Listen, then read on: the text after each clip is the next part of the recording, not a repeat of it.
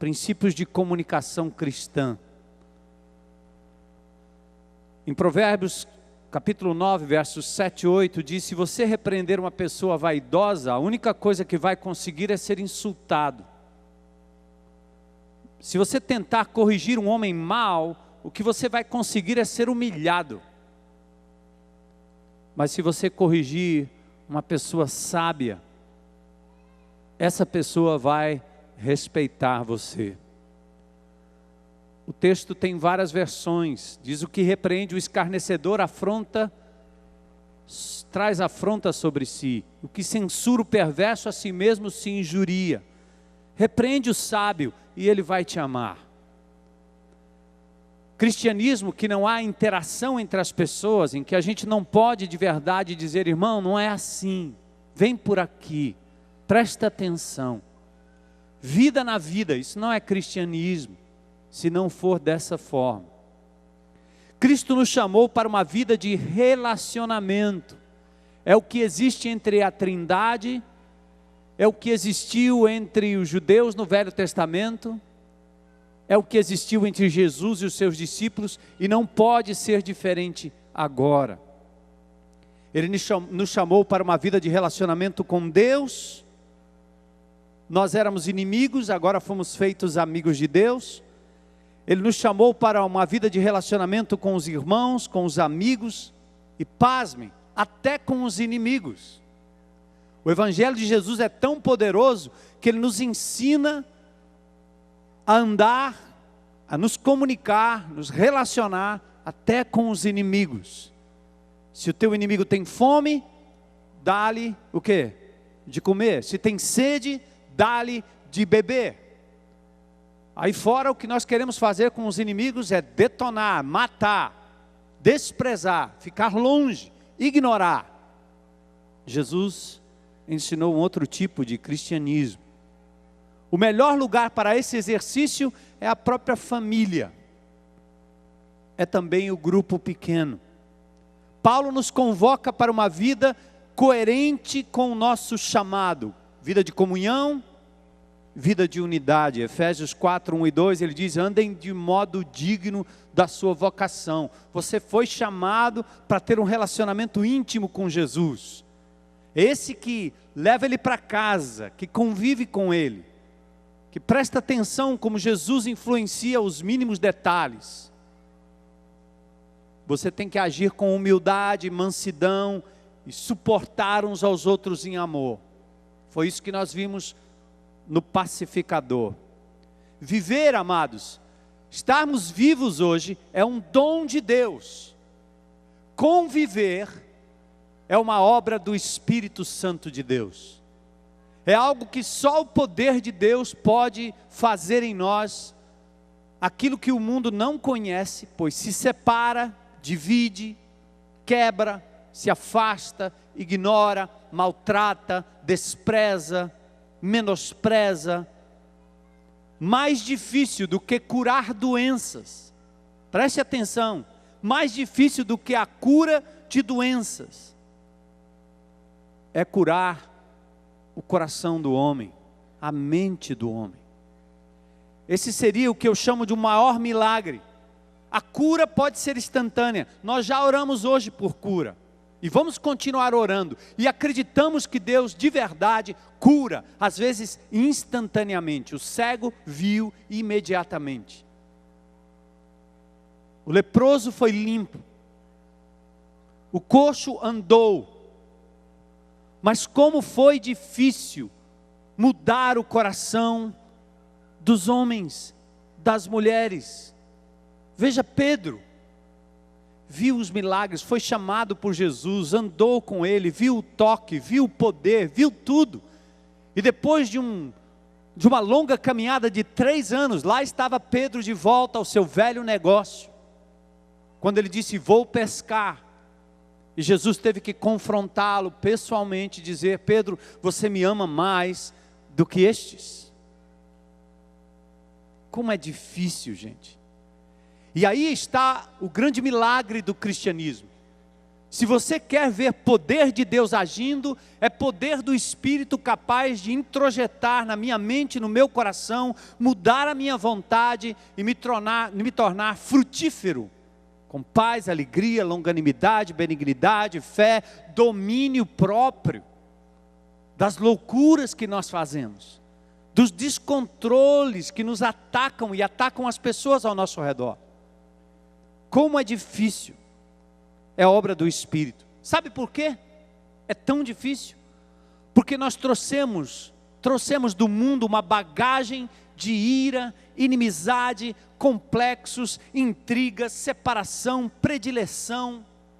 Efésios 2, 1 e 2 diz assim, diz exatamente isso.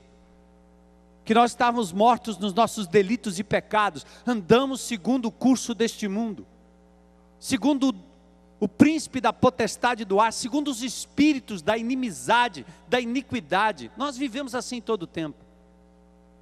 E chegamos até Cristo Jesus, e o aceitamos como Senhor e Salvador, mas ainda vamos carregando o fardo do velho Armando, da velha Maria, do velho João, do velho Pedro, e às vezes até travestido de cristianismo e travestido de espiritualidade. Nossa convivência sem transformação dos nossos hábitos de comunicação é pior do que a convivência daqueles que não têm Jesus. Pois à medida que estreitamos os relacionamentos, podemos acumular mais munição para atacar o irmão e atacar a pessoa do lado. Cristo em nós, lembra? A esperança da glória. Cristo em mim, Cristo em mim, Cristo em mim, a esperança da glória. O que quer dizer isso? Não é um superpoder para você sair por aí fazendo milagres, não. Não é poder para você articular a Bíblia e achar que é um expert nas Escrituras, que tem a Bíblia na ponta da língua, na boca, mas não consegue amar, não consegue ser paciente, misericordioso, amoroso. Que são exatamente as características de Jesus, onde o Espírito de Deus age, o que sai de nós, o que deve sair de nós, é o fruto do Espírito. Quando nós abafamos o Espírito, negamos Jesus, o que sai de nós é o pior de nós, é o velho, é aquela mania de estar debaixo do inimigo de Deus. Cristo deixou o exemplo, Ele deixou o modelo de como ser um corpo bem ajustado e bem consolidado. Paulo diz isso em Efésios 4, pelo auxílio de toda a junta, segundo a justa cooperação de cada parte. A postura correta, portanto, começa do indivíduo, começa na minha vida, começa na sua vida. Fico impressionado com as pessoas que às vezes se arvoram a criticar irmãos A, B, C e D, e não se tocam de que isso deve ser por exemplo. A sua própria vida deve refletir isso. Você como líder, passa o exemplo para os seus liderados, que passam para os outros liderados e assim por diante. É dessa forma que a nossa rede vai funcionar. Estamos cercados de pessoas que gostariam de ver a lona pegar fogo. Estamos cercados de pessoas que querem encontrar um bom motivo para desqualificar e quebrar o que Deus tem feito e construído ao longo dos anos no meio de nós. A sua casa é assim, irmãos. Tem gente ao redor querendo ver a destruição do seu lar, da relação marido e mulher, pais e filhos, irmãos, parentes, a sua reputação. Há pessoas querendo jogar você no chão, seu trabalho destruído, suas relações, seu pequeno grupo, seu ministério, sua igreja, seus líderes, todos estão sendo alvos constantes dos ardilosos planos do inimigo para jogar irmão contra irmão, marido contra mulher, familiares contra familiares. É assim lá fora. Fazer da casa de Deus casa dividida. Jesus disse que não subsiste, a casa dividida não subsiste. Aos que querem achar pecado onde não tem, chamar de bênção a iniquidade, ou até ser conivente para simplesmente detonar a obra que Jesus começou lá na cruz do Calvário. Jesus começa o processo de restauração também através do indivíduo. Onde o relacionamento foi quebrado, Deus agora vai restaurar pelo seu poder e pela sua palavra. Começa com o indivíduo, começa com a sua relação com o seu próximo. No indivíduo, a santa comunhão e a santa unidade passa por um pequeno membro do corpo, responsável pela comunicação que constrói, edifica, fala bem, bendiz, ou destrói, desestrutura e amaldiçoa. Somos uma igreja do Novo Testamento e vamos continuar enfatizando a responsabilidade de cada crente, cada junta. Vamos insistir na descentralização do sacerdócio. Cada crente com o Espírito de Deus e com a palavra de Deus tem condições de viver a vida que Deus planejou para cada um. Vamos insistir nisso. Para isso nós dependemos de irmãos e irmãs comprometidos com o padrão divino de comunicação e com o cuidado extremo no uso desse membro poderoso chamado língua.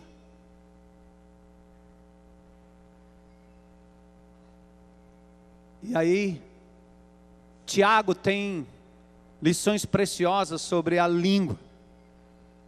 Tiago já advertiu, Tiago, irmão do Senhor, falou de forma clara sobre o poder da língua. É interessante, a primeira coisa que menino levado faz é dar a língua. Você já fez isso? Eu já fiz. Dar a língua. Por quê? Dar a língua. É porque a língua é um instrumento de destruição ou de construção. Vamos pensar nela hoje à noite. Mas por favor, em nome de Jesus, pense na sua língua. Eu conheço um irmão lá que, mas essa mensagem é para ele. Vou comprar o CD, o DVD, hoje. Pense na sua, tá bom? Começa por você, começa por mim. Tiago advertiu. Tiago 1,19 diz: todo homem, pois seja pronto para ouvir e tardio para falar.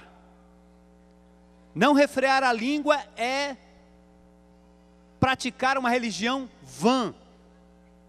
No capítulo 1, verso 26, olha o que é que diz aqui: se alguém supõe ser religioso, deixando de refrear a língua, ele é enganado. Ele engana o seu próprio coração e a sua religião não vale de nada. Amados, olha o que é que Tiago está dizendo. Que religião pode ser medida pelo uso da língua, pelo que nós falamos. No capítulo 3, Tiago usa 6 ilustrações para demonstrar o poder da língua. A língua é como freio, a língua é como um leme de um navio, a língua é como uma fagulha, como um veneno, como uma fonte e como uma figueira. Dá uma olhada no capítulo 3 aí comigo. Meus irmãos, não vos torneis muitos de vós mestres, sabendo que havemos de receber maior juízo. Sabe o que quer dizer? Não queira ser professor não, cuidado. Que há quem sabe mais, ou de quem sabe mais será cobrado mais. Porque todos tropeçamos em muitas coisas. Se alguém não tropeça no falar, é perfeito varão, capaz de refrear também todo o corpo. Então a primeira coisa, a língua é medida de maturidade. Verso 2 do capítulo 3. Se você não tropeça no falar, você é uma pessoa madura, tardio para falar. Versículos 3 a 5. Diz que a língua aqui é pequena, mas é poderosa. Nós colocamos freio na boca dos cavalos para nos obedecerem. Também lhes dirigimos o corpo inteiro. Só a boca, negócio na boca.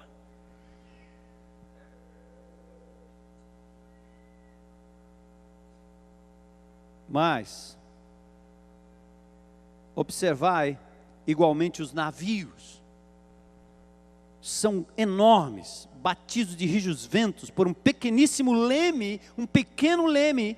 Ele é dirigido para onde o timoneiro quer. Então não diga que você não tem controle. Você tem controle. Olha o grande navio. E aí, Tiago continua. Versículo 5. A língua também é um pequeno órgão que se gaba de grandes coisas. Vede como uma fagulha põe em brasas tão grande selva, destrói a Mata Atlântica toda, a selva amazônica toda. Só uma fagulha. Todo fogo começa com uma fagulha. Você destrói a vida. Eu imagino quantos de vocês já tiveram suas vidas destruídas numa área por conta de alguém que disse algo que não era verdade. Alguém que disse que você era o que você não é. Alguém que te menosprezou, que te desprezou, que disse que você não prestava, que você não dava para nada. Só o falar lhe colocou para baixo, lhe destruiu. Todos nós aqui temos marcas da língua de alguém. Fagulha que pôs fogo num sonho, pôs fogo numa personalidade, te jogou para longe. A língua é capaz de destruir como fogo, verso 6. A língua é fogo, é mundo de iniquidade. A língua está situada entre os membros de nosso corpo e contamina o corpo inteiro. Está aqui. Incendeia todo o curso de sua vida, sendo ela mesma incendiada pelo inferno. Vai parar lá. Versos 7 e 8. Diz que a língua é difícil de se domar.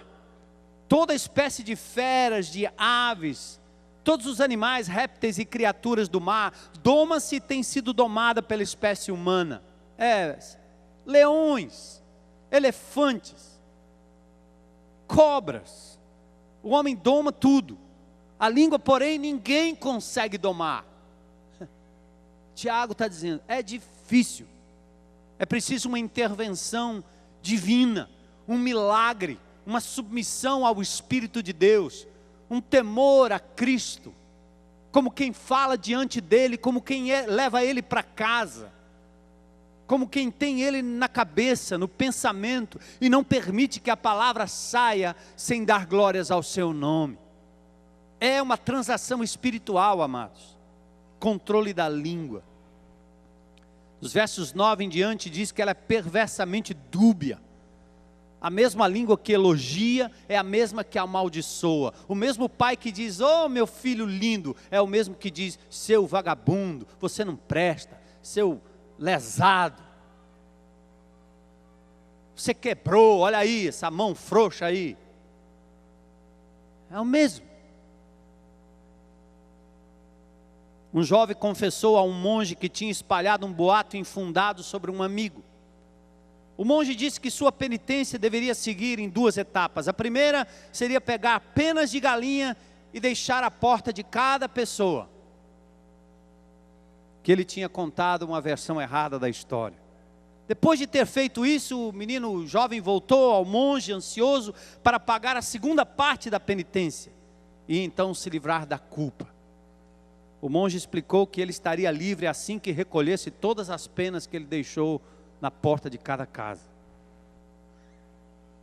O jovem lamentou, isso é impossível.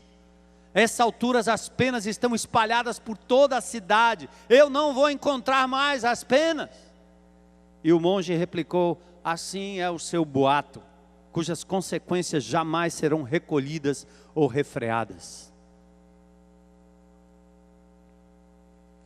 A fofoca, o boato, consiste no ato de fazer afirmações que não são baseadas em fatos. Você só ouviu falar, lembra?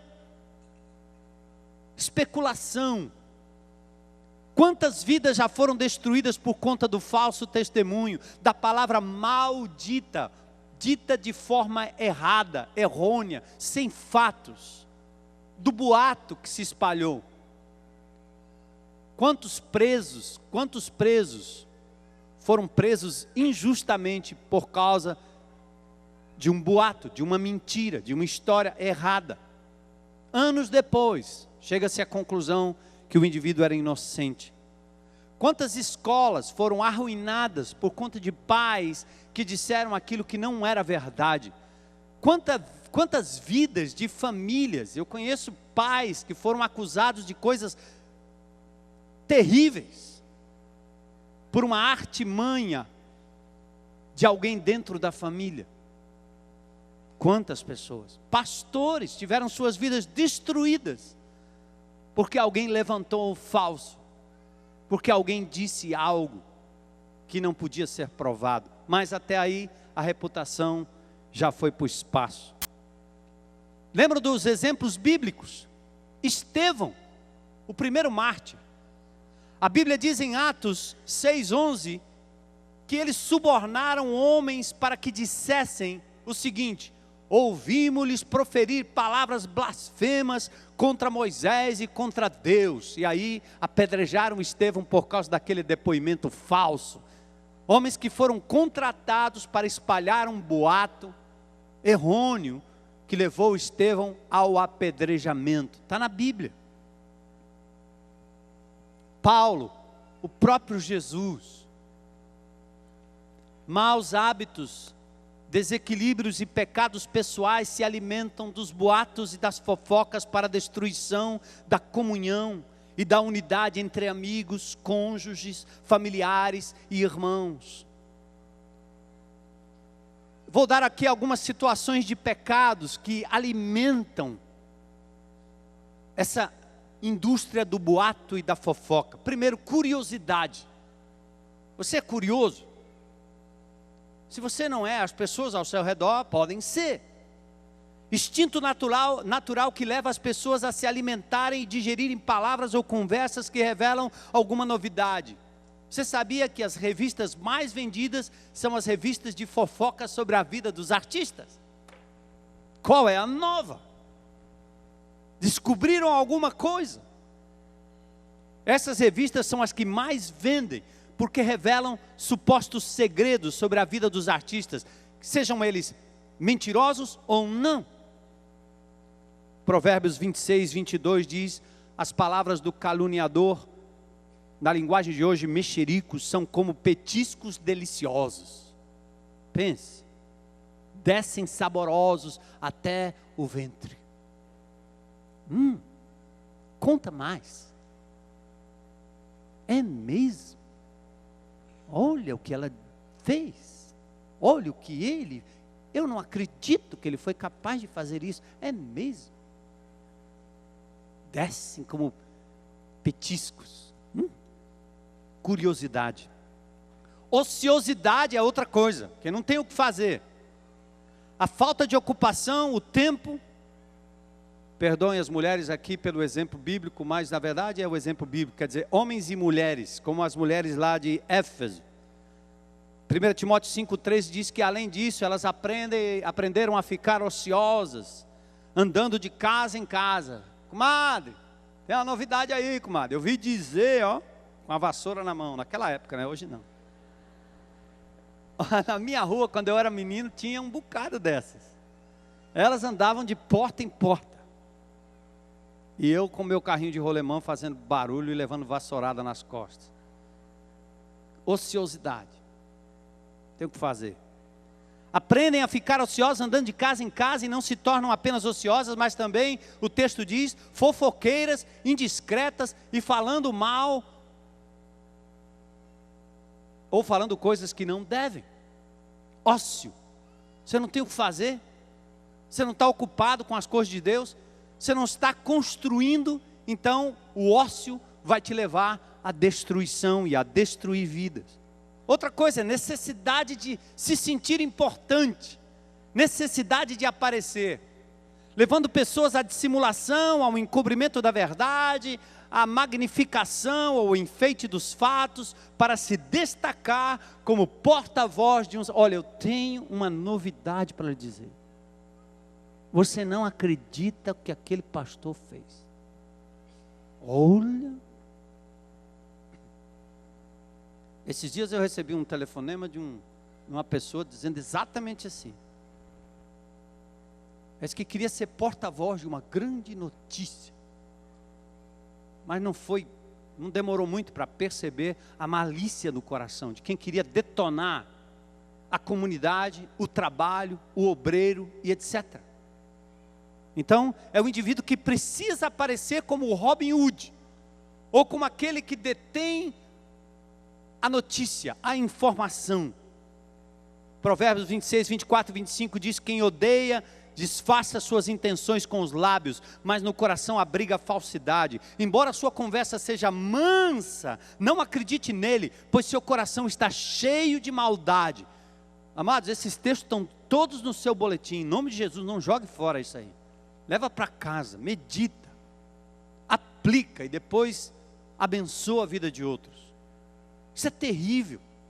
Nós estamos aqui em meio a pessoas que foram destruídas por conta desta ociosidade, dessa curiosidade e desse desejo de pessoas de se mostrarem importantes porque detêm algum segredo da sua vida ou da vida de alguém ao seu redor, infernizando a vida de pessoas, destruindo a reputação de pessoas. Provérbios 18, 2 diz: o tolo, o insensato, não tem prazer no entendimento, mas sim em expor os seus pensamentos. Outra coisa que alimenta a fofoca é inveja e cobiça. Porque alguém tem inveja da mulher do outro, do marido do outro, do filho do outro, do carro do outro, das posses do outro. Ele vai tentar inventar uma coisa para destruir. Da sua posição no trabalho, do seu destaque na escola, alguém vai tentar lhe destruir. O cobiçoso levanta contendas, Provérbios 28, 25. Mas o que confia no Senhor prosperará. Está vendo aí? Quem cobiça, esse cara levanta contendas, porque ele quer lhe ver no chão, para ele poder ter a sensação de estar se dando melhor. É triste, é inveja, é demoníaco, é diabólico. E outra coisa que essa pessoa faz, invejosa e cobiçosa, ela se alegra com a destruição e a derrota do outro. Já viram esse aí? Eu não disse que ele ia cair? Não falei que um dia ele ia tropeçar? Não disse que um dia ele ia revelar quem ele era? Eu estou me lembrando de um episódio, esse é engraçado, acho que eu já contei aqui algumas vezes, mas vou contar de novo. Acho que eu vou contar essas ilustrações repetidas até uns 80 anos por aí. Logo que eu me converti, minha conversão foi para valer, num culto de quarta-feira à noite. Minha conversão, eu estava lá atrás, o pastor pregando, eu entrei para zombar do pastor, mas na hora lá eu fui tocado pelo Espírito de Deus, e eu disse: pastor, para aí a pregação. Chegou minha hora, eu quero entregar minha vida a Jesus. Aí eu fiz uma decisão assim, mais ou menos. Só que daquele meu jeito, eu disse: não, mas esse negócio de ir para a escola bíblica dominical, não tem isso não, vou jogar bola, vou fazer outra coisa. Não, tem que ir para a escola, não, isso aí eu não vou não. E eu disse: não, Deus vai me mostrar esse negócio, porque eu não vou nessa não, tem que deixar isso, tem que deixar aquilo, tem que deixar aquilo outro, tem que deixar aquilo outro. Era uma igreja bem fechada, bem tradicional. E eu comecei logo em seguida a namorar com Heloísa. E a família dela tinha Dona Palmira, irmã, mulher de oração, e as 4 filhas. Heloísa e mais 3. E eu ainda tocava um cavaquinho, conjunto de pagode, compositor de pagode. Uns diziam que eu era parecido com o Zeca Pagodinho. Naquela época o Zeca Pagodinho não era nem nascido, né? Mas eu gostava de pagode, compunha pagode. Aí fui para um festival da TV Cultura com o Benito de Paula, não sei quem, e o samba ganhou em primeiro lugar. Isso eu já convertido, indo para a igreja, já tinha lido a Bíblia. Em 6 meses eu tinha lido a Bíblia umas 2, 3 vezes já. E entusiasmado com Jesus, mas eu não entendia bem esse negócio da igreja lá, como funcionava os diáconos, aqueles negócios lá, não entendia não. Queriam que eu botasse um terno, aí não, isso aí não. E Heloísa, né? Toda certinha, cabelão. Olha, você precisa ouvir, peraí, calma. Aí, eu disse para ela: ó, eu ganhei um festival aí e eu vou, me chamaram lá para o programa do Raul Gil. Você nem pode dizer que é o novo, porque o Raul Gil ainda continua Ele continua aí, né? Dando colher de chá para os crentes cantarem um pouquinho.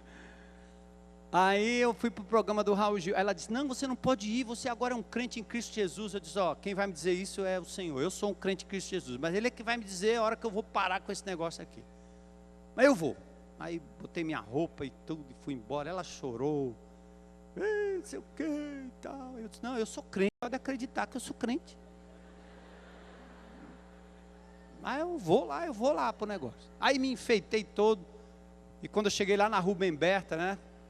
Antiga TV Tupi. TV Record. Vocês agora me pegaram, né? TV Tupi, ó. Aí que eu entrei lá no vestiário, aquela confusão, né? Os sambistas lá enroscados lá com as Raujetes. Ali Deus já foi dizendo, você não é mais desse lugar. Aí foi na hora de entrar lá no palco para cantar, e a gente entrou para cantar, e eu fiquei olhando, além das meninas que ficam lá torcendo, tem uns caras que ficam dizendo a hora que elas têm que aplaudir. Mesmo que o cara seja ruim ou cante mal, os caras falam, caramba, isso é tudo mentira.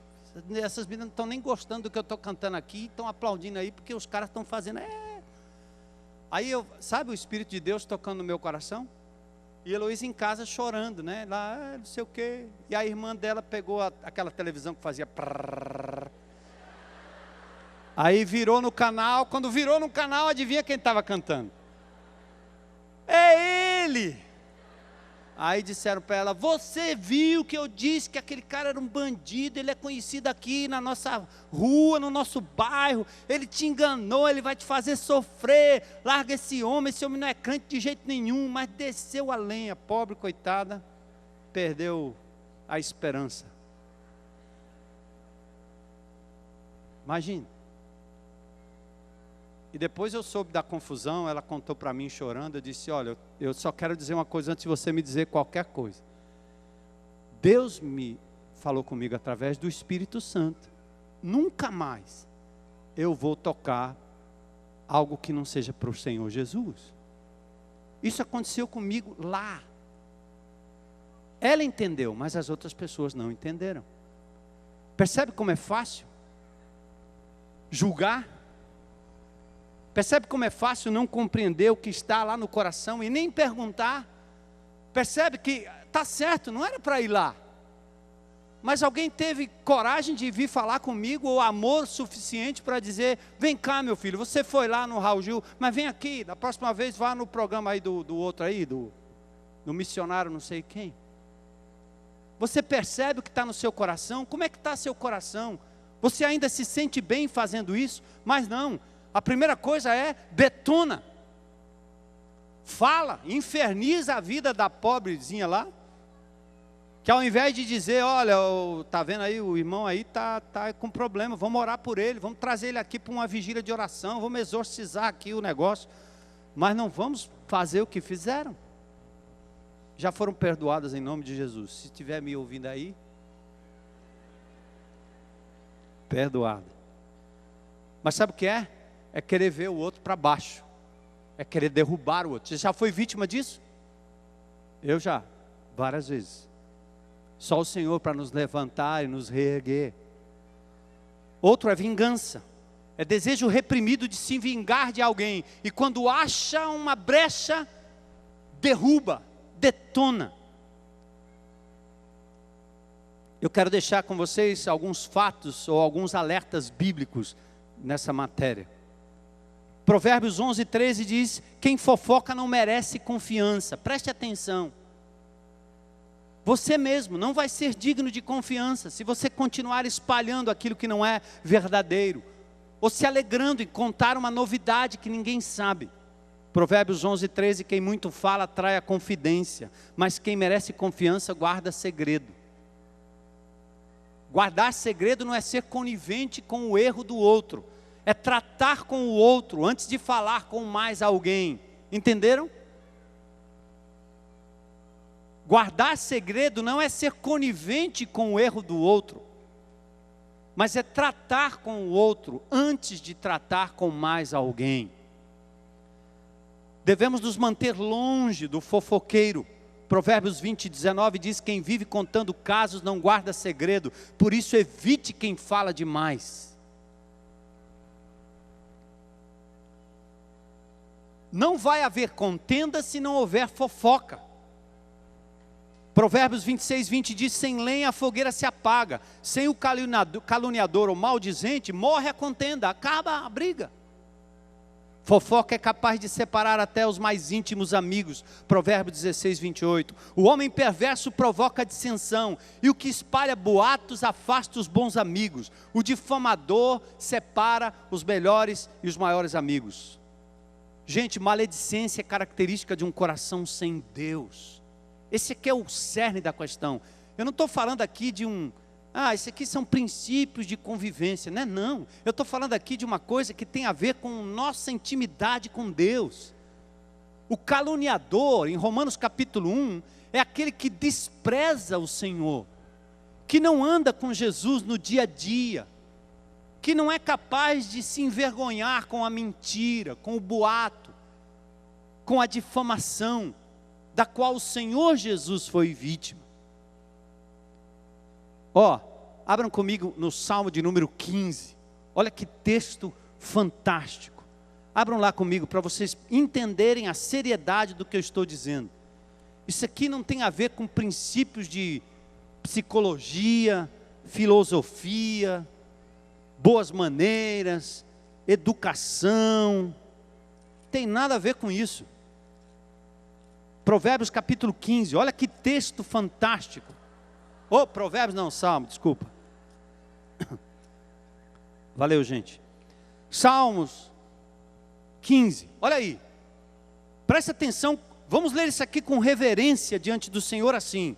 Quem, Senhor, habitará no teu tabernáculo? Quem há de morar no teu santo monte?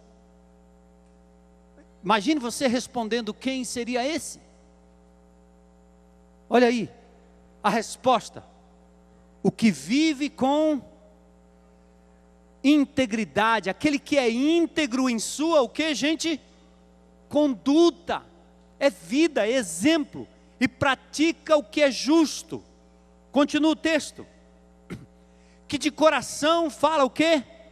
A verdade, e não usa a língua para o quê, gente?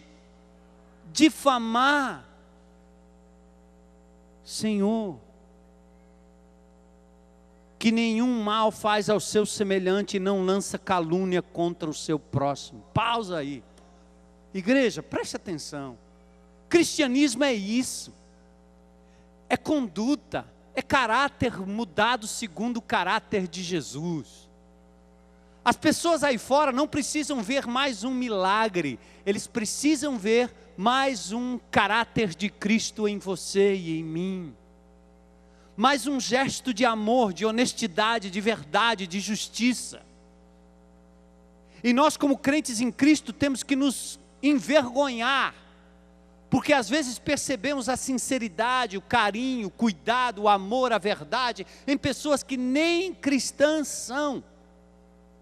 Até ateus conseguem às vezes ter uma vida muito mais íntegra e reta do que nós.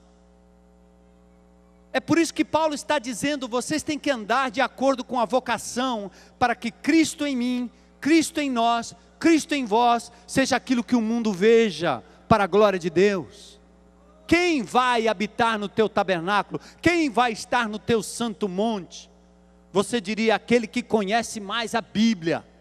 Mentira.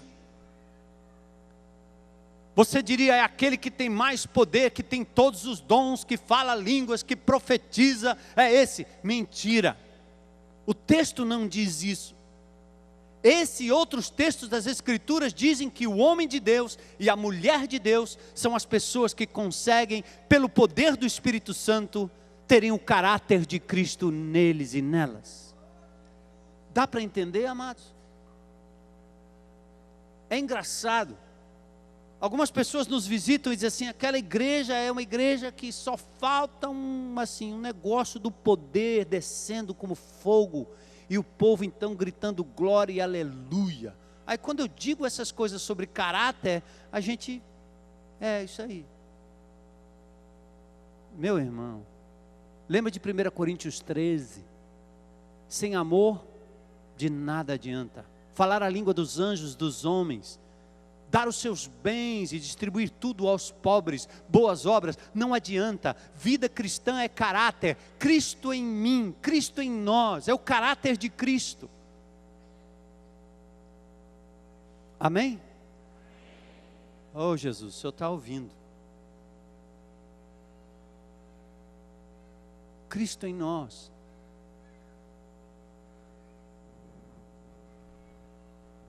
Bom, para a gente correr aqui para o final, eu quero que você, hoje à noite, saia daqui com alguns propósitos no coração. O que é que você vai fazer com relação à fofoca e ao boato?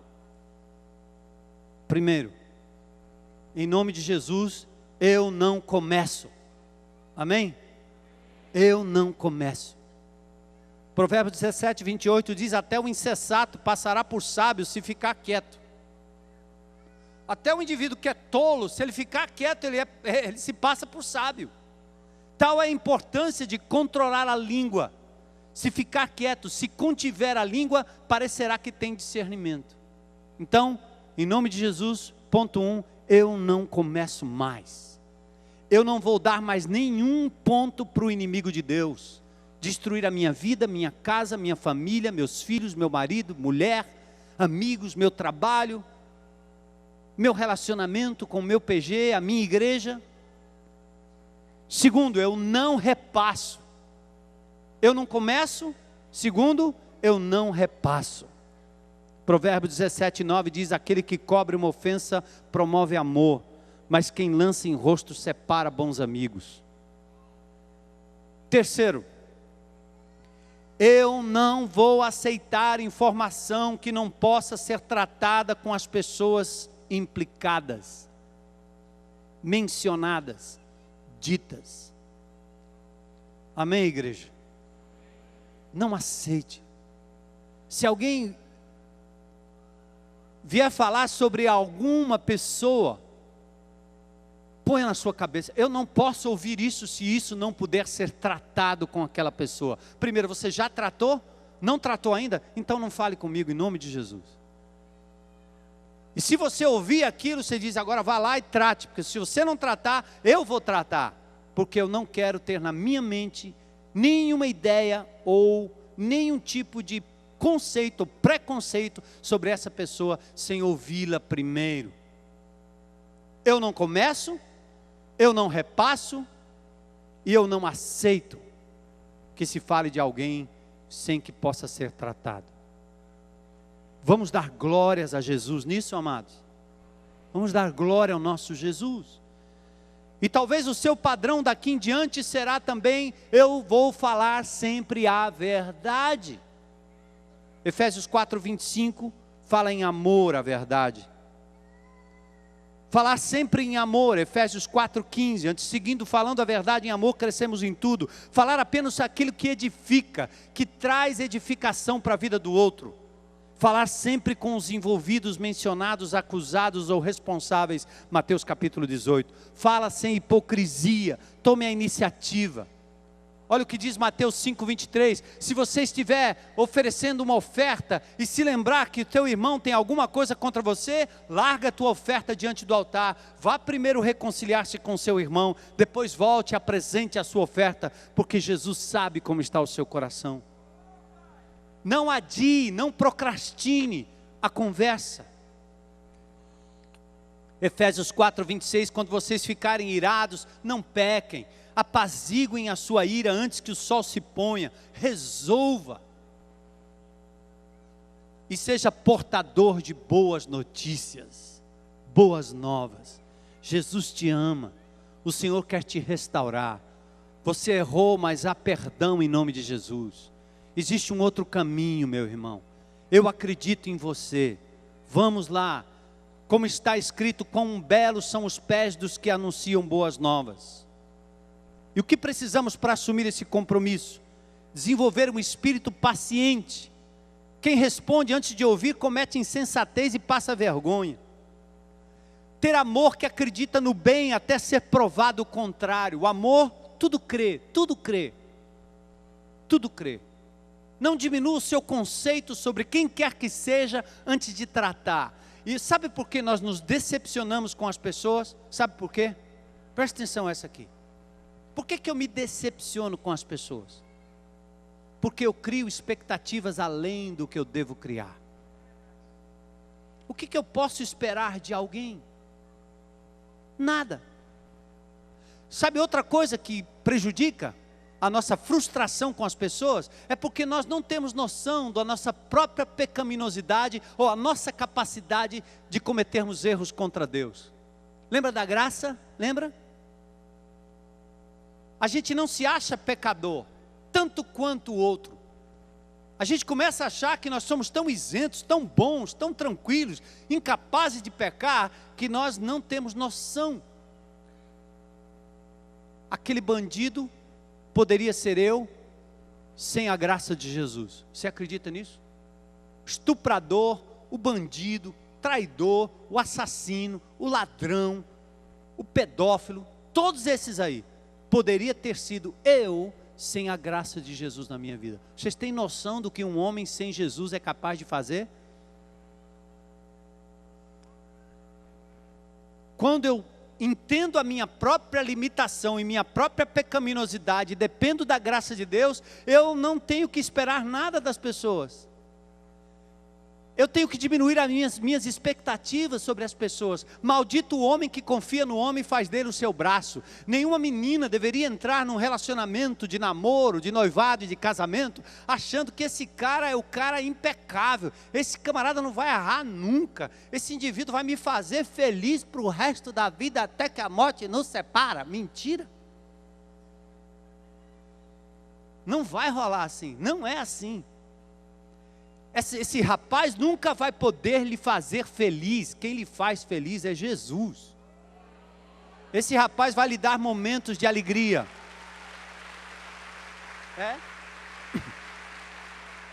Nem a moça. Não, mas ela é novinha, bonitinha, vai ser massa, vai ser legal, vai me fazer feliz. Que papo furado. Ela vai lhe dar algumas alegrias, sim. É o transbordar, porque a minha alegria vem da minha relação com meu Jesus. Ele me supre, eu não preciso mais do que Cristo em mim, Cristo em mim, Cristo em mim. Você, mulher, está tão frustrada com o seu marido, porque você levanta a expectativa demais. Você quer que ele seja, não sei, entendeu? É o Leonardo, é o Ayrton. É o Marcelo. Nada disso. Ele é um homem pecador, tem os mesmos problemas e defeitos que todos eles. Não espere nada do homem. Baixe a sua expectativa e você não vai precisar estar falando mal das pessoas e detonando as pessoas. Use de amor e de misericórdia para com elas. Proteja os inocentes e vá direto à fonte. Quero terminar. A palavra proferida no tempo certo é como frutas de ouro incrustada numa escultura de prata. Provérbios 15:4 diz: o falar amável é a árvore da vida, mas o falar enganoso esmaga o espírito. Deus nos chamou para uma vida de relacionamento com Ele, com os irmãos e com os amigos. E o melhor lugar para o exercício disso é na presença de Deus, na família, no grupo pequeno. Paulo nos convoca para uma vida digna desse chamado, vivendo em comunhão e unidade. Andem de modo digno da vocação e do nome que vocês levam, com humildade e mansidão, suportando-vos uns aos outros em amor. Eu não começo, eu não repasso, eu não aceito. Hoje à noite, além de sabermos que somos pacificadores e filhos de Deus, é importante você consagrar esse membro do seu corpo, que é capaz de amaldiçoar e abençoar. Opte pela bênção, não pela maldição. Não fale nada de alguém que não seja estritamente a verdade e que seja para edificação. E se é problema, trate com a própria pessoa, nunca com outrem. Ore por ela, busque a Deus. Quem quer estar no santo monte do Senhor? Quem quer entrar no seu tabernáculo e ter aceitação do Deus Todo-Poderoso? Quem? Quem refreia a sua língua do mal. Quem usa a sua língua de forma santa na presença de Deus. Que tal a gente experimentar uma semana de exercício do bom uso da língua, da fala, para a glória de Deus? Curva a sua cabeça em oração, 1 minuto. E faça o propósito diante de Deus agora. Meu padrão daqui em diante será, Senhor, falar somente a verdade. Falar sempre em amor, querendo o melhor do outro. Eu quero falar aquilo que traz edificação. Eu quero falar sempre com as pessoas envolvidas, mencionadas, acusadas ou responsáveis. Eu não começo, eu não repasso e não aceito informação que não possa ser tratada. Senhor, leva-me para a Tua presença cada dia. Quero ter comunhão contigo. Quero habitar no Teu tabernáculo, quero morar no Teu santo monte. Eu quero viver com integridade na Tua presença. Senhor, eu quero que o mundo saiba que Cristo vive em mim. Cristo vive em nós. Cristo vive no meio do Teu povo. Senhor, eu quero pedir perdão pelas palavras malditas contra a mulher, contra o marido, contra os filhos, contra os irmãos, contra a liderança, contra subordinados, contra funcionários, contra companheiros de trabalho, contra amigos da escola, contra vizinhos. Pai, em nome de Jesus, santifica a minha boca, minha língua, Senhor. Quero usar para a glória do Teu nome. Quero que o Teu Espírito Santo assuma o domínio e o total controle, como quem assume o controle de um leme, como um timoneiro. Deus, faz isso em mim, faz isso em mim, faz isso em mim, Senhor. Eu sei que eu posso tropeçar, mas há em mim, há em nós, Senhor, um desejo de vivermos para a glória do Teu nome. Cristo em mim, a esperança da glória. Glórias ao Teu nome, Jesus.